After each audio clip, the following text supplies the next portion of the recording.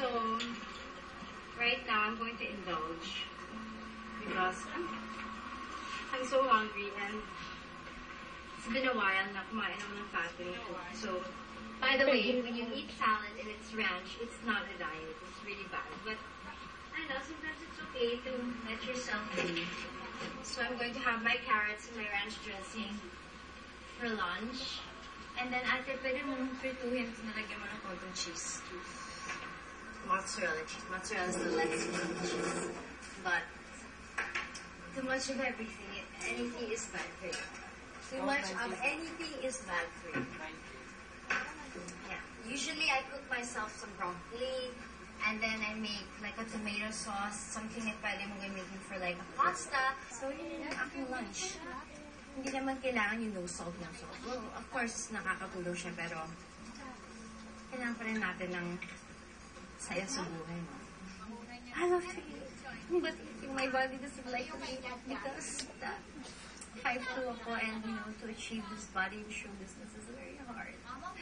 But I love to eat. I love to eat garlic rice, tuyo, ginisa sa bawang na alimango, itlog na pula, kamatis, for seasoning, and a little bit of sile, itlog, oh my God.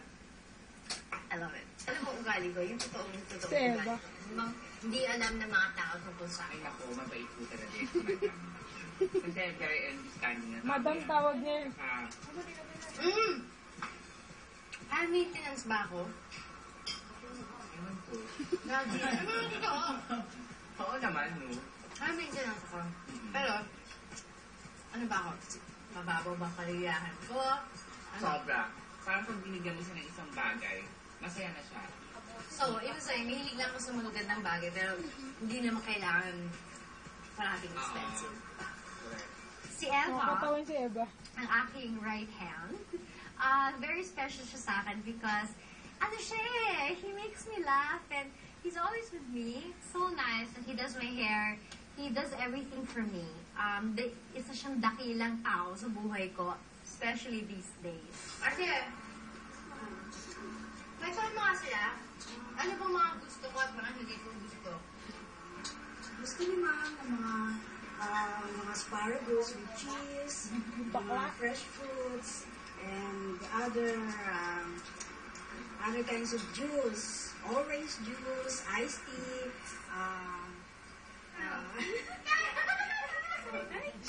Loko-loko? Taray ah! Ano mga gusto ko sa umaga? With my yayas, Mary Ann, and Bago Ate, yun. they've been with me for a very short time. Pero, I'm keeping my fingers crossed because I'm really malice with yayas. It's either they steal, they abuse, they lie, or a whole lot more. But they're really like, Ate, it's so cute. Okay, Andali! Kwento mo na kung anong mga ayaw mo. Ano mga ayaw mo? Ayaw ko ni Ma'am ng mabakangin. Kasi nga may aso, kailangan hintayin ng malinis, ganyan. Pero, mahilig siya kumain, pero hindi siya tumataba. Pag-igel. Ayun, gusto lang naman malinis, mabango, happy na siya. Oo, di ba? Sige pa. Tapos, wala, tignan lang kami dito eh. Maliit na yung bahay namin. We may not have it all, but together we have it all. And I like kasi parang may mga pamilya na sila, so ibang klase yung responsibility nila. And minamahal nila yung trabaho nila. And for me, but I know the feeling, mahalin mo yung trabaho mo, and really, you really get blessed. And I'm so happy that I found them. And Al, you're not supposed to be on the sofa. You know this rule. This is Al. Al, okay. Okay, for now, introduce yourself. Al, come here. Al. Okay, Yogi, come here. Come here. Laki na yung ulit. This is Yogi Bear. That's the love of my life. And what else do I have here? Al, my gosh. Al is old. Al's like almost 10 years old. And he's like a little boy. Matapang Sobrang yun. cute talaga niya. And he's so smart. Na. Shh. Bang! Arte niya. No. Bang! Bang! Namamatay siya. Yung acting niya. You're the best actor, go shoot! Freedom! So he was so different. He was always parang antisocial, loner. No. He would always just go to me. Sobrang bip-bip niya, ganyan. Malambingin si Yogi. Yogi, come here. Come here. Go to your bed. Go to your bed. Go to your bed. Good boy. Stay ka dyan, ha? Oh, come here. Ay, go to your bed. Go to your bed. I was born with a German Shepherd beside us. Sunurin We niya used sa to breed kanya. German Shepherds. So when I grew, I would grow up and I would see all these dogs. We'd eat with them. They'd sleep with us. We shower with them. Everything, name it. They'll always be part of my life. From the day I was born to the day that I will die. Nigel Barker, wala pa. Gusto ko niya yan, yung documentary na yung life niya, Philippines. Edit ko siya. Daddy niya. Yung daddy niya. So sexy, y'all.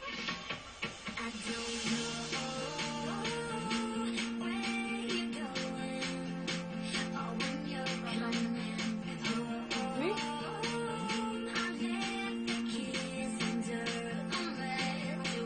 Mami niya.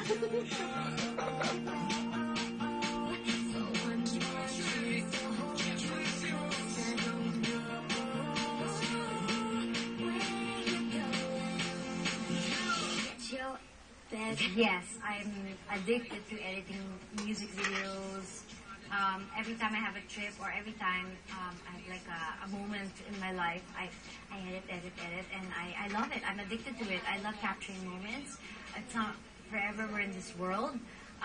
It's not forever we can repeat certain moments in your life, and you just have to treasure that. And keeping it in a video and putting your favorite music would make it last talaga a whole lifetime.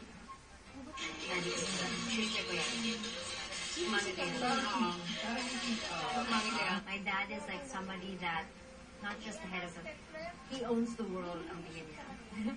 So he's very strict, in other words. He's very strict. What he wants is what you do, but he has such a big heart.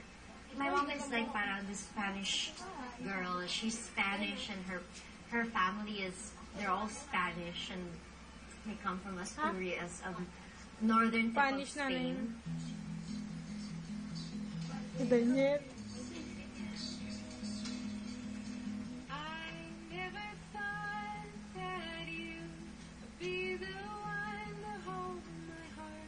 First time, hindi ko siya pinapansin kasi there are a lot of beautiful faces, but he caught my attention when I saw him reading the Bible kasi iba pa rin talaga kapag may God sa puso ng isang tao. Big difference. Hindi ko problema sa kanya yung lalasing, gimikero, babaero. Kasi may God siya eh. He fears.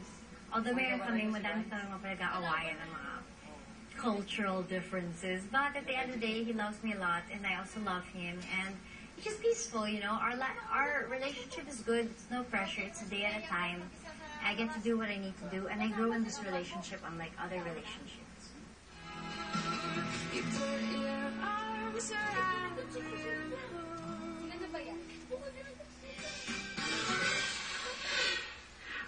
Hello everybody and welcome to my car. Welcome to the life of the rich and famous with me, Hardy Evangelista.